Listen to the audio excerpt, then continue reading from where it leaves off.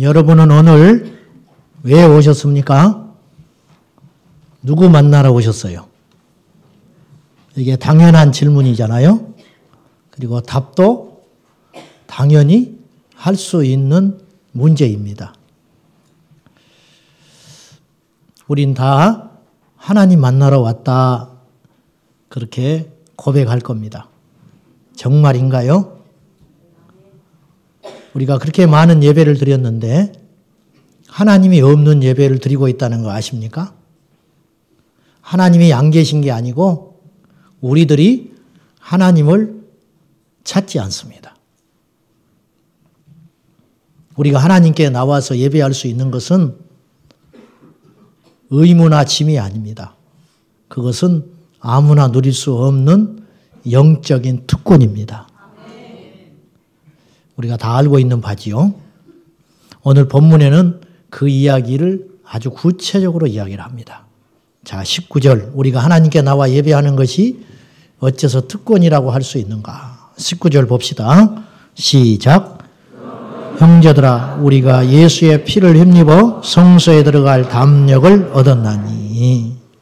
자, 우리가 잘 아는 대로 우리 예수님이 십자가에서 운명하실 때 몇 가지의 기적이 일어났는데 죽은 자가 부활했다든지 하늘이 어두워졌다든지 지진이 일어났다든지 근데 특이한 현상이 또 하나 있었어요. 성전에 지성소와 성소를 구분하고 있는 휘장이 있었는데 그 휘장이 찢어졌습니다. 뭐 그럴 수 있지. 낡아서 찢어졌나? 아닙니다. 그 휘장은 위에서부터 아래로 찢어졌다고 성경은 분명히 기록하고 있습니다. 위에서 아래로 찢어졌다는 것은 사람이 찢지 않았다는 뜻입니다. 누가 찢었을까요? 하나님께서 그 시간에 맞추어서 예수님께서 십자가에서 우리를 위해서 물과 피를 다 쏟으시고 죽어주신 그 시간에 맞추어서 위에서부터 아래로 휘장을 친히 찍으셨다. 왜 찢으셨을까? 들어오라. 들어오라 그 말이에요. 내가 너희들을 용납하겠다. 우리가 성소에 들어가서 주님을 예배할 수 있는 이것은 우리에게 허락된 특권이라는 거예요. 우리가 잘나서 어쩌다 보니까 이 자리에 와 있네. 그것이 절대 아니더라는 거예요. 우리가 지금 예배에 대한 개념 자체들이 교회를 다니고 출석하고 있는 이 개념 자체들이 첫 출발, 첫 단추부터 완전히 잘못 껴 있어요. 그래서 교회를 10년, 20년 다녀도 교만한 거예요. 하나님을 만나지를 못해요. 감히 말하건대. 우리의 의식이 근본적으로 바뀌어야 됩니다. 하나님께 나가는 것은 우리의 공로나 의가 아니고 하나님께서 허락하신 절대적 특권 사실이라는 거. 청와대에서 우리를 부른다고 칩시다. 아, 짜증나. 또 불러? 그런 사람 없잖아요. 서울대학교를 합격했네. 아, 안 가려고 그랬는데. 관악구까지 어떻게 다녀? 이사를 가야 되나? 한 사람도 그런 사람 없어요. 그런데 하나님께 나올 때 과연 그런 설레임이 있는가? 그런 경외심이 있는가? 우리가 영적으로 병든 절대적 증거가 무엇인지 아세요? 예배가 시들시들해진다는 거예요. 예배가. 우리가 예배 시간에 늦습니다. 그래도 되는 겁니까? 예배 드리기 오기 전에 부부싸움하고 옵니다. 예배 시간에 와서 또 졸고 앉아 있습니다. 그래도 되는 걸까요? 지난번에 신방을 갔는데 어떤 분이 가슴 아파서 이야기를 하는 거예요. 예배를 드리고 있는데 뒤에 청년들이 그렇게 떠들더라는 거예요. 예배 시간에. 얼마나 예배를 쉽게 생각했으면 그런 일이 일어나는가. 율법인가요? 여러분, 우리가 구약에 안 태어난 게 다행이야. 구약 시대에 태어났으면 우리 다 죽었어요. 여름이면 슬리퍼를 신고 나타나고 나시티를 입고 설교자는 설교 준비도 제대로 안 한 채 만담이나 하고 우스갯소리나 하고 설교를 끝내쯤 돼서 오늘 설교가 짧으니까 여러분 좋지요? 그리고 한바탕 끝내고 웃고 막 끝내고 그리고 끝난다고 합시다. 하나님은 어디 계세요? 우리에게 지금 제일 심각한 문제가 뭔지 아십니까? 가난한 게 아닙니다. 병든 것이 아닙니다. 잔인한 말 갖고 우리가 이해할 수 없겠지만은 병들고 가난해도 예수님 꼭 붙잡고 있으면 천국 빨리 가는 거예요, 사실은. 우리에게 이런 믿음이 있어야 되거든요. 왜 아직도 세상적 기준을 못 내려놓고 끊임없이 비교하고 우월감에 빠져 있냐고 말이에요. 좌절하거나. 좌절하는 것도 똑같이 교만만큼 무서운 죄예요. 왜 좌절을 해요? 왜 비교를 해요? 우리 안에 주님이 얼마나 큰 분인데. 응? 우리가 겉만 지금 예수 믿는 거예요. 우리 속에까지 믿음이 안 들어와요. 껍데기만 와서 앉아 있는 거예요.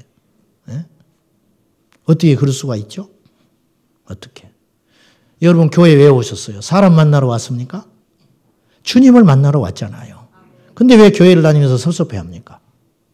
교회를 다니는데 시험 들 일이 뭐가 있어요? 응? 어떤 호르몬이 권사님이 계셨는데 자기 딸을 어렵게 뒷바라지 해가지고 외국에 유학 보내서 학위를 받고 교수가 됐어요. 줄도 없고 힘도 없는데 하나님의 은혜로 그 딸이 대학 교수가 됐어요. 그래서 한국에 귀국한 거예요. 어머니가 들어온 첫날 사정을 합니다. 내 평생에 소원이 있다. 나는 네가 잘 되는 건 하나도 기쁘지 않다. 예수 믿자. 어머니의 그 청을 거절할 수 없어서 이 딸이 그 주부터 교회를 갔습니다. 교회를 간 첫날 예배를 잘 알아듣지도 못하는 몇 마디의 설교를 듣고 지겹게 앉아 있다가 이제 밥을 먹으러 갑니다. 교회 식당으로 걸어가는데 어떤 중년 신사 한 분이 나타나서 아무개 권사님 따님이시죠? 예. 그 이번에 교수가 되셨다는데 그 학교에 제 아들내미 다닙니다. 잘 부탁합니다. 이게 뭐지? 처음 본 나한테 이렇게 말할 수 있을까? 밥을 먹습니다. 밥을 먹는데 옆에서 듣지 않으려고 해도 남 험담하는 소리가 귀에 들려옵니다. 소화가 되는 것 같지도 않아요. 밥을 먹고 일어나서 집으로 돌아가는 길에 보니까 한쪽에서 모임을 하고 있는데 큰 소리가 납니다. 어머니 손을 낚아챘습니다. 엄마, 이런 교회를 왜 다닙니까? 그때 이 어머니가 자기 생전에 그렇게 무서운 얼굴은 처음 봤어요. 항상 온유하고 눈물 많던 어머니가 정색을 하면서 이렇게 말합니다. 나는 이 교회를 30년을 다녔다. 너는 첫날 한 번 와서 잘도 보는구나. 그 말 한마디에 이 딸이 무너졌습니다. 저는 변명을 하고 싶지는 않습니다. 여러분 무엇을 보십니까? 무슨 소리가 들려오십니까? 우리가 정말 이렇게 예배해도 되는 걸까요? 디모데전서 1장 12절과 13절에 보면 바울의 놀라운 가치관이 소개되어 있습니다. 나를 능하게 하신 예수 그리스도 그분께 내가 감사한 것은 나를 충성되이 여겨 내게 직분을 맡기심이니. 저는 목회자로서 이 말씀이 사실은 남다르게 들려와요. 능력도 없지만 만약에 내게 능력이 있다면 그 능력의 원천은 어디에 온 것인가? 나는 불충한 자인데 바울이 그 말이에요. 난 능력이 없는 사람이다.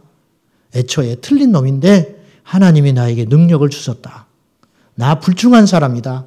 게으른 놈이다. 어리석은 자다. 근데 하나님이 나를 충성되이 여겨.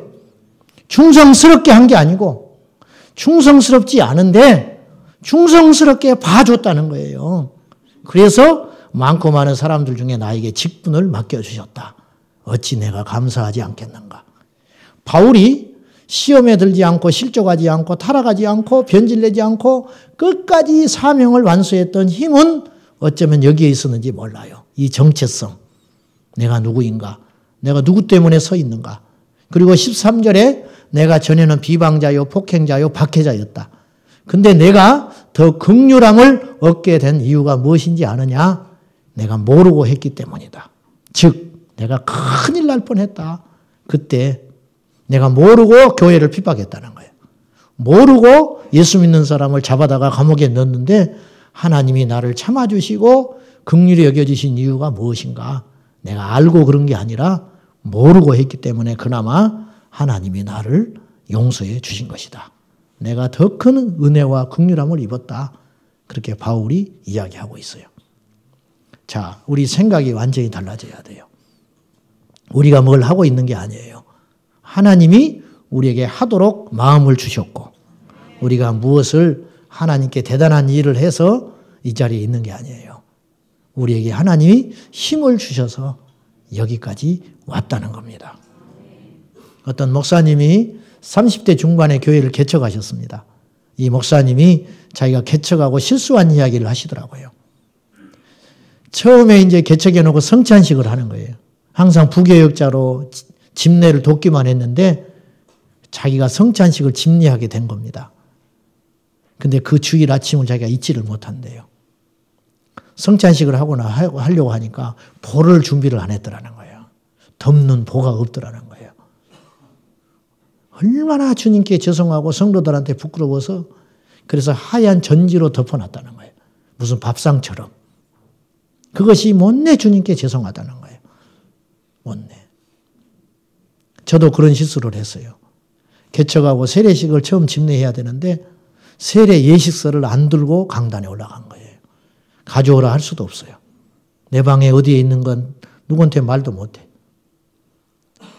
세례 예식서가 있는 것처럼 당황하지만 당황한 기색을 못 내고 등에서 땀이 흐르는데 예식서가 있는 것처럼 묻고 이름 불러가면서 어떻게 내가 세례 예식을 마쳤는지 몰라요.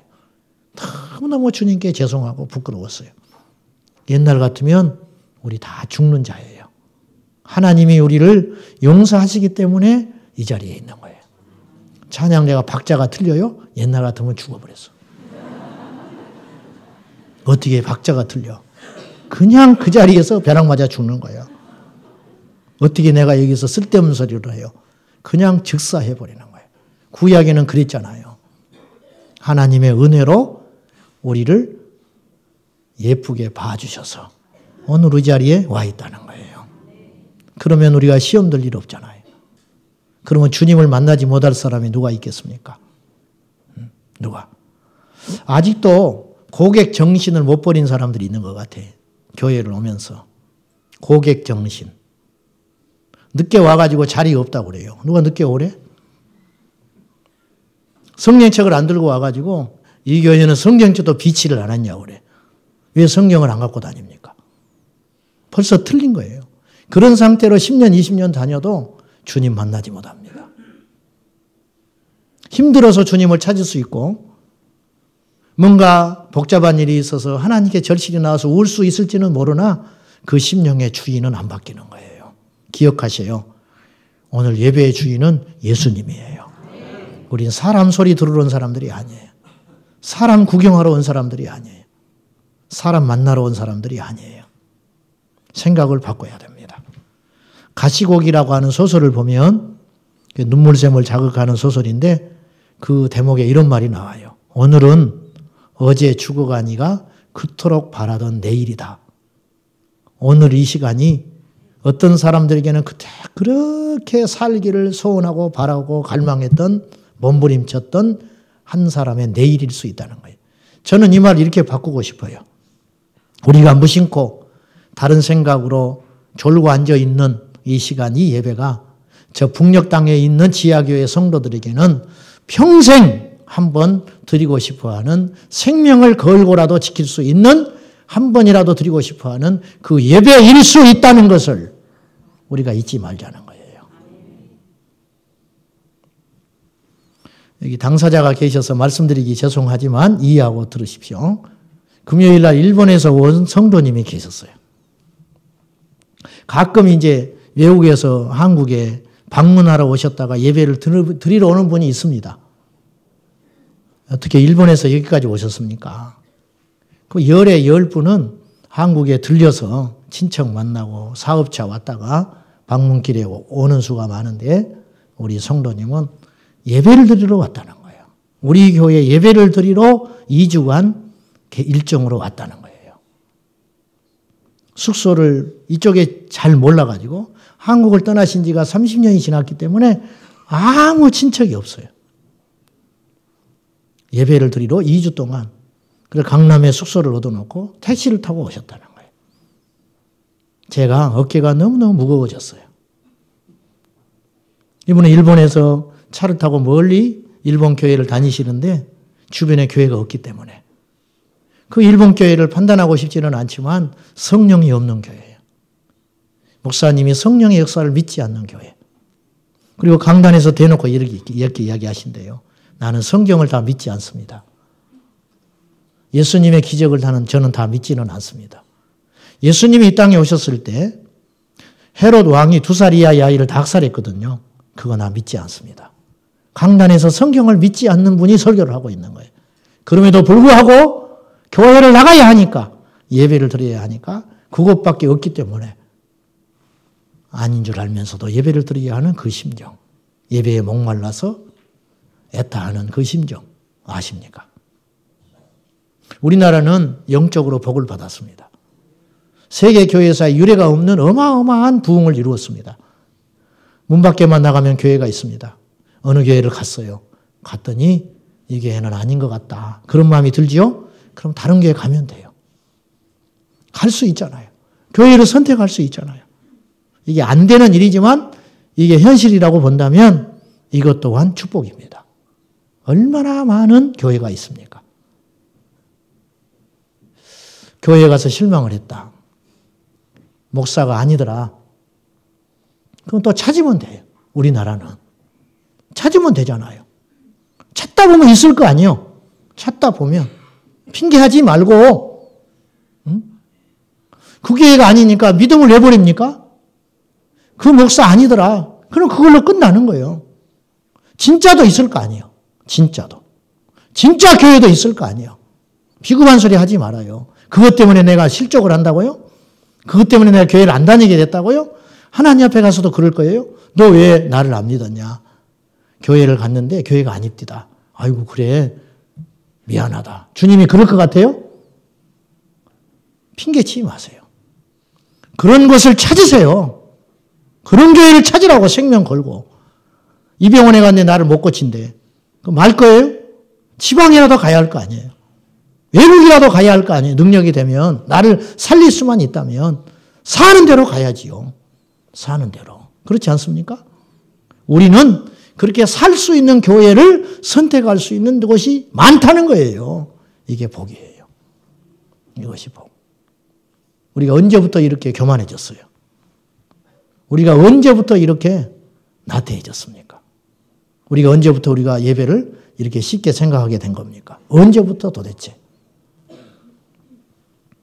우리가 주님께 나갈 때 무엇이 필요한지 아십니까? 헌금, 고운 옷, 열심 아닙니다. 우리에게 단 한 가지가 필요합니다. 예수 그리스도의 피. 22절 한번 보실래요? 자, 읽어봅시다. 시작. 우리가 마음의 뿌림을 받아 악한 양심으로부터 벗어나고 몸은 맑은 물로 씻음을 받았으니 참 마음과 온전한 믿음으로 하나님께 나가자. 뿌림을 받는다. 여기 단어가 생략되어 있습니다. 핏뿌림.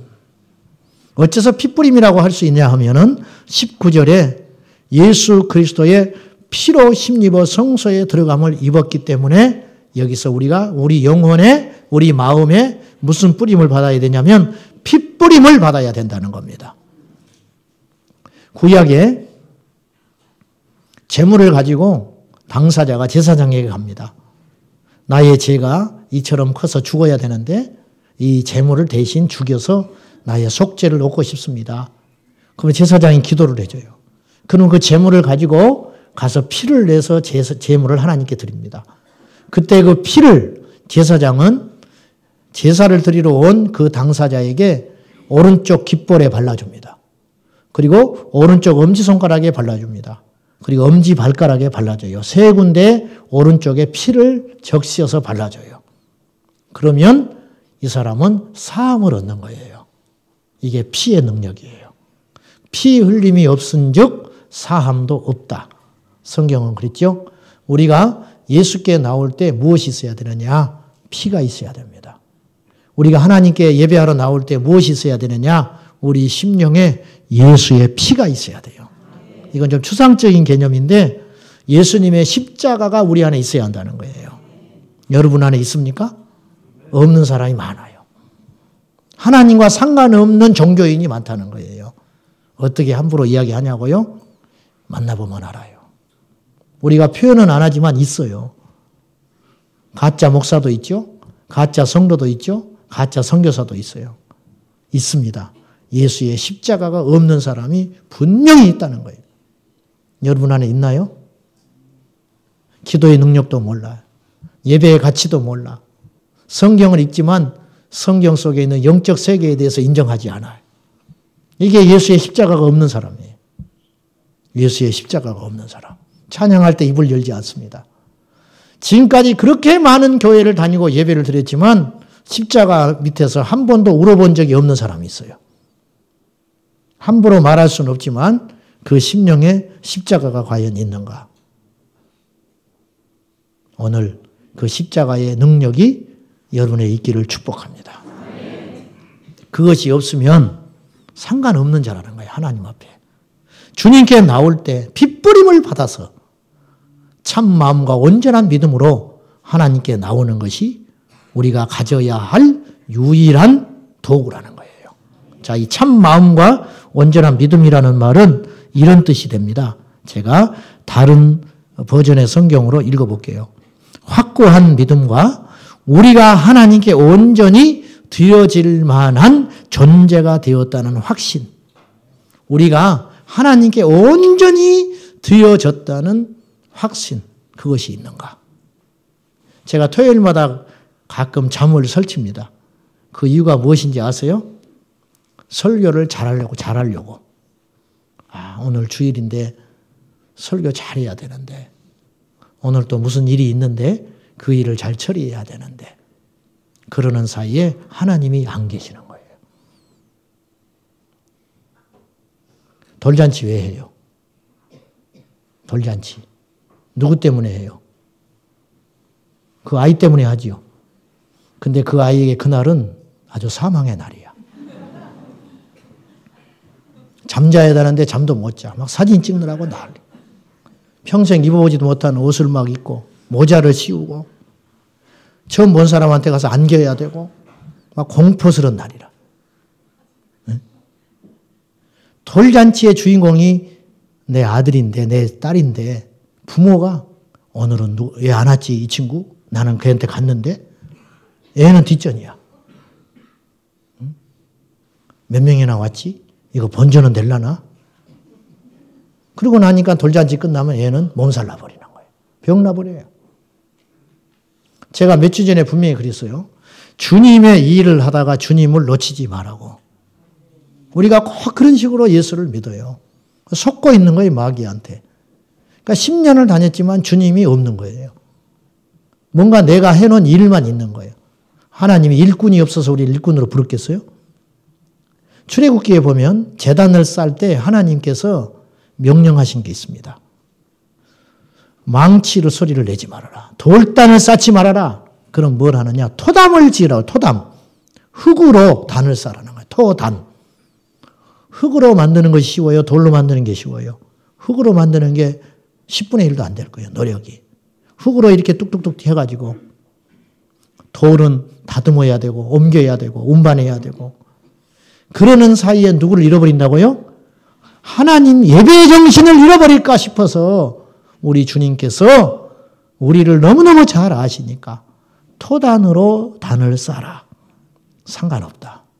그리고 누구에게 집중하라고요? 하나님께 집중해라. 하나님께 집중해라. 음식이 좀 짜면 어때? 밥이 모자라면 어때? 우리가 밥 먹으러 교회 왔어요? 주차? 견인해 가면 어떻게 할 수 없는 것이지. 에? 어떻게 할 수 없는 거지. 꼭 주차 잘해야 돼. 주차 잘하느라고 하나님 잊어버려. 주차 제대로 하려다가 예배 시간 늦어버려. 하나님은 어디 계셔요? 도대체 어디 계시는 거예요? 성탄절 2부 행사 열심히 준비하느라고 당일날 25일날 지쳐서 교회 못 와버린대. 이런 일이 있습니다. 이런 일이 있다니까요. 도대체 뭘 하자는 거예요, 우리가? 주객이 전도된 거예요. 여러분 정신 바짝 차리셔야 돼요. 지금 이 시대는 예배의 위기입니다. 단언코 예배의 위기를 지금 우리가 맞고 있어요. 예배의 위기. 자, 25절 마지막으로 한번 읽어봐요. 시작. 모이기를 피하는 어떤 사람들의 습관과 같이 하지 말고 오직 권하여 그날이 가까움을 볼수록 더욱 그리하자. 히브리서가 언제 써진지 아십니까? 네로 황제가 박해가 심할 때, 극에 달할 때 히브리서를 썼다고 그랬어요. 배교자가 속출했어요. 근데 지금하고는 비교할 수 없는 순수했을 거 아니에요. 초창기니까. 순교자들도 우리보다 훨씬 많았을 거 아니에요. 히브리서 11장에 보면 산채로 톱으로 잘라버립니다. 사람을. 믿음을 지키기 위해서 광야에서 평생 동안 햇볕을 못 본 채 본 자들이, 살아간 자들이 있었어요. 지금 우리의 수준하고는 상대도 할 수 없을 만큼 영적으로 깊고 진지한 시대였음에도 불구하고 그 시대에도 어떤 사람들이 있었냐면 모이기를 패하는 자들이 있었다는 거예요. 지금은 얼마나 많아요. 가나안 교인이라고 들어보셨죠? 우리 신학할 때 1학년 때 수요 예배를 가려고 성경책을 들고 나갔는데 친구 하나가 학교를 들어오는 거예요. 너는 교회 안 가고 어디 가? 내가 그랬더니 웃어요. 너 어디 교회 다녀? 그랬더니 아, 나 가나안 교회야. 그래. 그래서 가나안 교회가 있거든요. 실제로 이름을. 그게 어디가 있는데? 그랬더니 나보고 거꾸로 해봐. 안 나가 교회. 이놈은 교회를 안 나가는 거예요. 그러니까 이 성질이 가만히 있었겠어요? 얼마나 또 퍼붓고 너 상대도 하지 마라. 너 목사 될 놈이 교회를 안 나가? 부끄러운 이야기지만 장신대 기숙사에 주일날이면 예배 시간에 예배 안 드리고 빈둥거리는 사람들이 있었습니다. 어떻게 아느냐고요? 교회 갔다 오면 그때 일어나요. 씻는다고. 그런 친구들이 있었어요. 저는 함부로 정죄하고 싶지는 않아요. 인간성이 저보다 더 좋은 친구도 있었고 공부도 더 잘한 친구도 있었습니다. 그러나 예배에 실패한 인생은 인생에 실패한 자입니다. 저는 감히 그렇게 말씀드리고 싶어요. 모이기를 피하고 있습니다. 예배를 쉽게 생각하는 사람들이 속출하고 있습니다. 2013년 기준으로 우리나라 가나안 교인, 즉 안 믿는 사람 말고 하나님을 믿고 예수 그리스도를 구주로 고백하지만 교회를 안 나가는 사람이 몇 프로였냐면 9.5%였습니다. 10명 중에 1명은 교회를 안 나가는 거예요. 하나님을 믿는데. 놀라지 마세요. 그로부터 4년이 흘렀어요. 올해 6월 달 2017년 어느 기독교 기관에서 설문조사를 했습니다. 했더니 몇 프로가 나온지 아세요? 가나안 교인이 19% 나왔습니다. 4년 사이에 배가 늘었어요. 5명 중에 1명은 정기적으로 교회를 안 나갑니다. 그러면서 자기 스스로 나는 천국 간다고 믿는 사람들입니다. 앞으로 5년, 10년 후에는 어떤 일이 벌어질까요? 어쩌면 3분의 1이 교회를 안 나갈지 몰라요. 주일의 개념이 흐려지고 있습니다. 주일, 주님의 날이에요. 오늘은 주님만 생각하고 주님만을 구하고 어떻게 하면 주님이 기뻐할까? 이것만 생각하는 날이에요. 왜 우리의 이야기를 합니까? 왜 우리의 생각을 이야기하고 우리 주장을 하고 주님의 뜻과 맞는다면 큰 소리를 내도 돼요. 그러나 주님과 상관없는 소리는 하지 말아라. 오늘은 내 일이 아니고 누구의 날이라고요? 주님의 날이다. 주님의 일이다. 주님의 날. 오늘 주일 성수의 개념이 너무 흐릿해졌습니다. 이렇게 이야기해요. 횟수가 중요하냐고. 예배 횟수가 중요하냐고. 횟수 중요합니다. 횟수가 안 중요합니까? 소록도에 가면 나환자들이 하나님을 섬길 때 지금은 많이 돌아가시고 많지 않으세요. 한때 이런 말이 있었어요. 그 교회는, 소록도에 있는 교회는 새벽기도, 수요 예배, 금요일 날 구역 예배, 주일 낮, 주일 저녁 예배가 숫자가 똑같다. 모인 숫자가 똑같다는 거예요. 대예배가 어디가 있어요? 앞으로 주일 소예배라고 그래요. 오후 예배를. 주일 낮 예배만 주님이 계셔요? 주일 이제 대예배라니요. 대예배가 있고 작은 예배가 어디가 있어요? 큰 예배가 있고 작은 예배가 있습니까? 모든 예배는 소중합니다. 두세 사람이 내 이름으로 모인 그곳에는 나도 너희 중에 있느니라. 주님 말씀하셨어요. 가끔 이런 분들이 있습니다. 예전 교회에서 열심히 주님을 섬기느라고 에너지를 다 써버렸다는 거예요. 그래서 좀 쉬겠습니다. 일주일에 한 번만 예배 드리는 거예요. 새벽기도하고 철야하고 구역장하고 온갖 일을 다 했던 분이, 모든 예배에 열심으로 참석했던 분이 지치고 시험 들어서 저는 여기 와서 한 번 예배만 드리겠습니다. 정상인가요? 그래야 됩니까? 하나님이 그거 이해해 주실까요? 나 당신 사랑해. 근데 1년에 한 번 전화해. 그래 하는 말이 내 마음 알지? 알기는 뭘 알아? 네 마음이 나에게 향해 있으면 어떻게 1년에 한 번만 전화를 하냐. 마음이 가고 물건이 가고 시간이 가고. 하나님을 사랑한다면서 사랑한 증거가 무엇이냐. 내 마음 아시잖아요 주님. 꼭 뭘 내가 뭐 열심히 교회를 나가야 합니까? 예배를 드려야 합니까? 그건 비겁한 소리입니다. 여러분이 어디서부터 믿음이 식어졌습니까? 여러분의 마음이 어디서부터 식어졌습니까? 왜 그렇게 됐습니까? 얼마나 무서운지 아십니까? 병든 것보다 무서운 게 있어요. 병든 것보다 무서운 거. 병든지를 모르는 거. 병이 들었는데 내가 병든지를 안다면 그래도 병 나을 수 있는 방법이라도 있습니다. 나병이 왜 무서운지 아세요? 아픔을 몰라요. 영적으로 병든 것이 더 심각한 지경에 가버리면 어디까지 가냐면 내가 하나님을 떠났는데도 떠난지를 몰라요. 내가 하나님 앞에 불의한데 불의한지를 몰라요. 예배? 그럴 수 있지. 또 그 소리야? 병든 겁니다. 병든 것뿐만 아니라 그 병이 위중해서 자기가 병든지도 모르고 있는 거예요. 오늘 여러분의 귀가 열려지기를 바랍니다. 한때 100년 전에요. 100여 년 전에 동양의 동방의 예루살렘이라고 불리던 곳이 있었습니다. 평양성. 지금 어떻게 됐습니까? 한때 평양은 부흥의 모태가 되었고 얼마나 많은 사람들이 주일날 예배를 드렸느냐면 장이 안 섰다는 거예요. 장꾼들이 주일날 예배를 드리기 때문에 우리처럼 예배만 드리고 장을 보러 간 게 아니고 아예 그날을 안식일로 지켜버렸기 때문에 장이 안 돼버리는 거예요. 그래서 평양 장날이 주일이 겹치면 날짜를 바꿔야 했어요. 어차피 사람들이 안 오니까. 그 정도의 영향력이 있었다는 거예요. 그랬던 평양이 지금은 어떻게 됐습니까?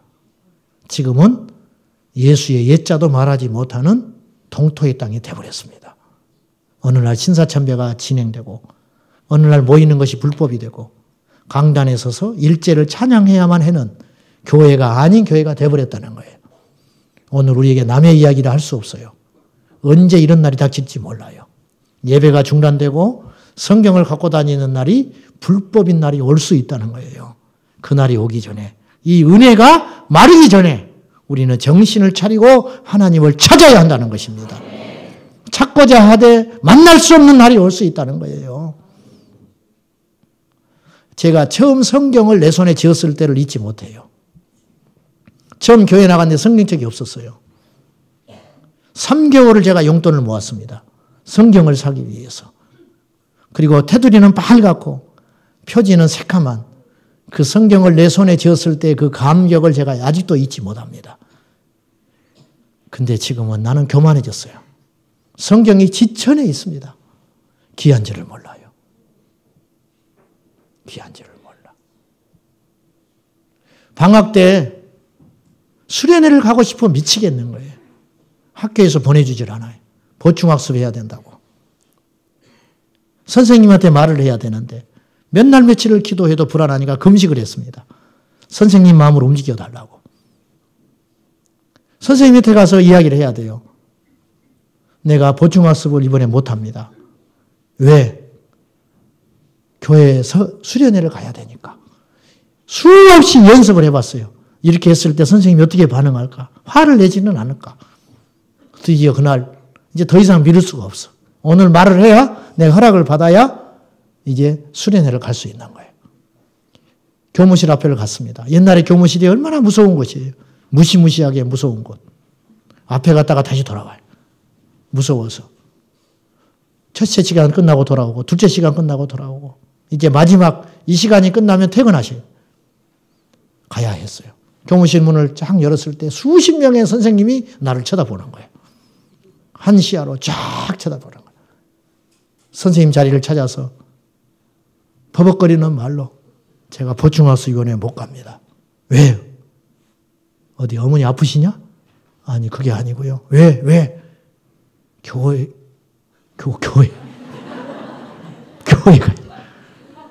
교회에 수련회 가야 돼. 한심한 듯이 쳐다봐 버려요. 더 할 말이 없어요. 고개 푹 숙이고 있어요. 한참 정막 열은 다음에 선생님이 한심하다는 듯이 가라. 그러면 돌아서서 속으로 기쁨을 막 소리를 지르면서 그랬던 적이 있었어요. 객지에 갔다가 학교 갔다가 내려오면 토요일 날 저녁에 교회를 가야 되니까 학생부 예배를 가기 위해서 도착했는데 시간이 맞지 않아요. 어머니가 모처럼 왔다고 밥을 차려놓습니다.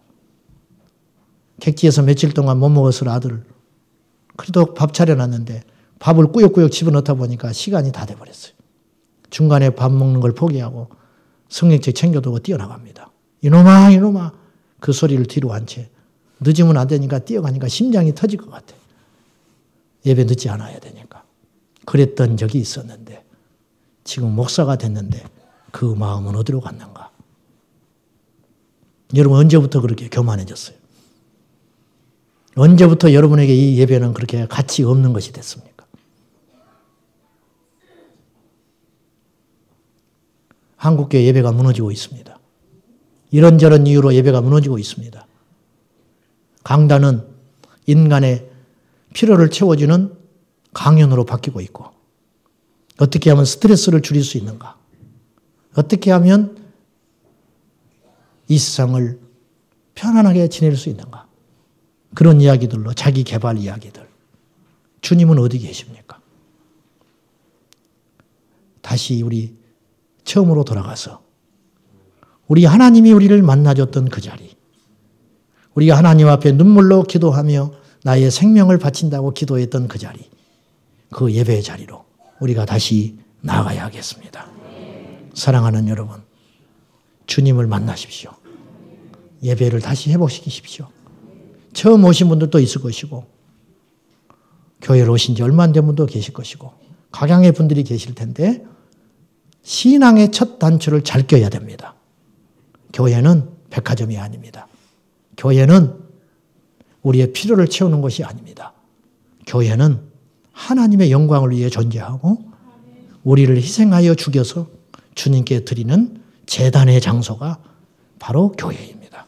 이 교회와 예배의 정신들이 우리 안에 다시 회복되시기를 주님의 이름으로 축복합니다. 기도하십시다. 이 시간 기도하실 때 우리 통성으로 우리 하나님께 기도하기 원합니다. 기도할 때 주님, 우리 안에 식어버린 예배의 감격이 회복되게 하여 주십시오. 하나님, 우리가 언제부터 이렇게 교만해졌습니까? 하나님, 우리가 언제부터 예배를 이렇게 가치 없는 것으로 여기게 되었습니까? 무너진 예배를 회복시켜 주시고 내 안에 무너졌던 예배의 감격들이 살아나게 하여 주십시오. 우리 다 같이 하나님 앞에 우리 부르짖어 또 묵상함으로 기도함으로 나가겠습니다. 살아계신 아버지 하나님, 우리에게 예배의 능력들이 회복되기 원합니다. 아버지 하나님, 교회 예배가 무너지면 교회가 없어집니다. 한국교회 예배가 무너지면 이 땅이 망하게 됩니다. 우리 인생에서 예배가 무너지면 우리 삶이 무너지게 됩니다. 주여, 우리는 지금 어디로 가고 있습니까? 무엇을 향하여 나아가고 있습니까? 오늘 우리는 누구를 만나러 왔으며 무슨 소리를 들어왔고 우리는 무엇 때문에 이 자리에 왔습니까? 오늘 주님의 날입니다. 주님을 만나기 원하고 주님의 음성 듣기를 원하며 하나님께 철저히 낮아지고 회개하고 애통하여 주님이 우리에게 주시는 경고를 듣게 하여 주시고 병든 것보다 무서운 것은 병든 줄을 모르는 일에 있으니 각성하고 일어나서 죽어버렸던 우리 영적 세포들이 살아남으로 하나님 앞에 각성하고 회개하고 눈물 짓고 주께로 나가게 하여 주십시오. 애통하는 마음으로 갑니다. 회개하는 마음으로 갑니다. 예배가 무시되는 이 시대에, 예배가 무너지는 이 시대에 주님, 우리 성도들은 예배를 회복하게 하시고 엘리야가 무너진 제단을 붙들어 메고 하나님께 기도하며 나갈 때 그곳에 불을 내리셨듯이 주여 이 제단에 불을 내려주십시오. 한국교회 식어져버린 냉랭한 강단에 성령의 불로 함께하여 주셔서 우리 주님을 경험하게 하여 주십시오. 아버지 하나님을 만나기 원합니다. 예배 때마다 주님을 경험하기 원합니다. 주님 도와주시옵소서. 아버지 하나님, 그동안 우리는 셀 수도 없는 많은 예배를 드렸습니다. 그 예배가 얼마나 소중한지, 그 예배 가운데 하나님을 숱하게 만날 수 있었음에도 불구하고 그 귀한 시간을 헛되이 보내다가 오늘 이 자리에 또 우리는 이런 모습으로 와 있습니다. 아버지 하나님, 예배의 감격과 예배의 능력과 예배의 가치가 회복되기를 원합니다. 주여, 이 시대의 문제는, 이 시대의 위기는 예배의 위기라고 믿습니다. 모이게 힘쓰는 종들 되게 하여 주시고 아버지 하나님 앞에 나와 예배하며 찬양하며 한 마음으로 힘써 여호와를 구하게 하여 주시옵소서. 우리에게 잃어버렸던 예배에 대한 사랑과 예배에 대한 감격과 예배에 대한 능력이 회복되게 하여 주시옵소서. 지금은 우리 주 예수 그리스도의 은혜와 하나님 아버지의 크신 사랑과 성령의 역사하심이 다시 한번 예배를 목마르게 회복하며 애통하며 예배 때마다 감격과 감동과 애통함 가운데 주님을 만나리라 다시 잃어버렸던 그 자리로 돌아가 회복하기를 소원하는 모든 예수님의 사람들에게 영원토록 함께 하시기를 축원하옵나이다. 아멘.